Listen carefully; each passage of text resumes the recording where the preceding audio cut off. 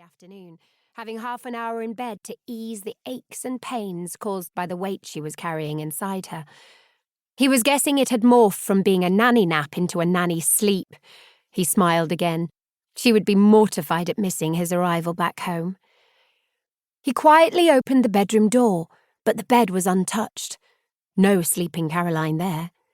He moved along to the only other room with a bed in it, the guest room, and quietly opened that door. No Caroline. Shit, he mumbled. His thoughts escalated, and he prayed she hadn't gone into labour. He ran downstairs, tripping the last two as he missed his step. He followed the hallway to the far end, to the kitchen. Still no Caroline. And he walked into the dining area, to the French doors. He opened one side and stepped out onto the paved patio. Caro! The word left his mouth as a croak. Louder. Caro! And he ran across to her, then reeled back in disbelief as he rounded the end of the table. His world went silent. His brain, for a second, froze. His first reaction was that someone had tipped over a tin of red paint, but then he saw his wife's head, her body almost totally obscured by the upturned garden table. Caroline was lying on her back, a towel still fastened around her swollen breasts, still damp from the shower she must have been taking when something made her go outside. Bruising was showing on her body, shoe prints, and between her legs 2 bloodied lumps of flesh. Still, unmoving in any way. John dropped to his knees, taking out his phone at the same time. Ambulance, he gasped. Police as well. My wife, she's been attacked. He gave his address. He struggled to remember it. He lifted Caroline's head and cradled her. I think she's dead, he whimpered. Please, hurry. My babies, both dead. Can the ambulance crew get to you, sir? Is your door unlocked? No, but it's quicker to go down the side of the house. Please, hurry. We're in the back garden. I can't leave her. Is your wife breathing, sir? I don't think so.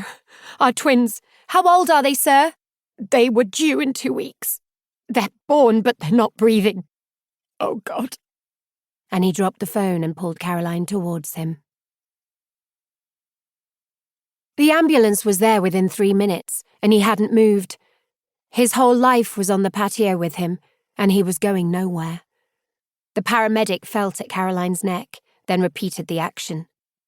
She's alive, she said, and it seemed to John that the God he had been ambivalent about up to that point really did exist. More paramedics arrived. A shake of her head confirmed that his beautiful girls hadn't drawn breath, and they were moved away from Caroline's open legs so that she could be placed on a stretcher. She was stabilised and moved very quickly. John heard the sirens as his wife disappeared to a hospital on the other side of the city, and he became aware of multiple photographs being taken. The babies, fully formed but bloody, seemed to be holding hands now they had been moved slightly. Photos had been taken before Caroline had been stretchered away, showing the full horror of the situation. But now the photographer had shifted to more routine pictures. Pictures were taken of the entire patio area, the French doors, the kitchen. How had he not noticed the blood on the kitchen floor? John stared at it. She must have already been losing her babies inside the house. Had the man chased her out into the back garden? Or had she gone there hoping for a neighbour to help? John felt a huge rage building inside him. Everything had been destroyed in a matter of a couple of hours.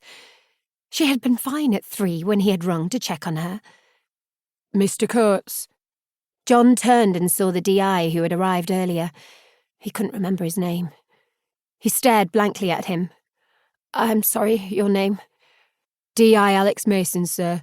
And the lady organising everything is DS Tessa Marsden.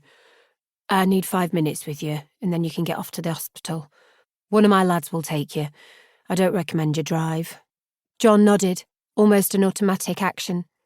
Your wife, John. Caroline. Had you spoken to her today at all?